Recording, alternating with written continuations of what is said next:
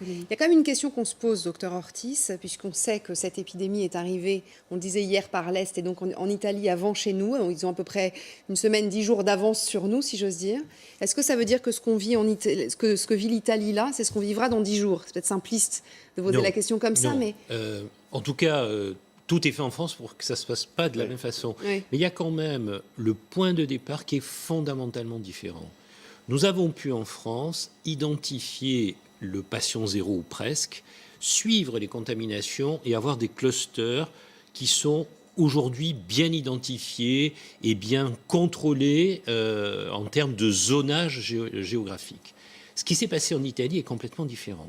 Parce que le virus s'est répandu sans qu'il n'ait au départ diagnostiqué l'identification d'un coronavirus, donc ils n'ont pas eu ce chaînage initial et ça a duré au moins 3 semaines. Oui. Ça veut dire que dans tout le nord de l'Italie, ils ont été très largement contaminés sans même presque s'en rendre compte, et c'est lorsqu'ils ont vu un certain nombre de cas graves qu'ils ont pu avancer sur le diagnostic. La deuxième chose qui est fondamentalement différente par rapport à la France, c'est que nous avons un système de santé français qui est, bien entendu, un système hospitalier structuré malgré la crise, malgré les difficultés, etc., mais qui fonctionne bien, alors que le système hospitalier italien est dans un état très difficile. Oui. Et nous avons en France un système de médecine de ville qui est riche en professionnels de ville, médecins, médecins généralistes, médecins spécialistes, infirmiers, kinésithérapeutes, etc., qui manque beaucoup en Italie. Tout est très centré sur l'hôpital, en tout cas dans l'immense majorité des régions.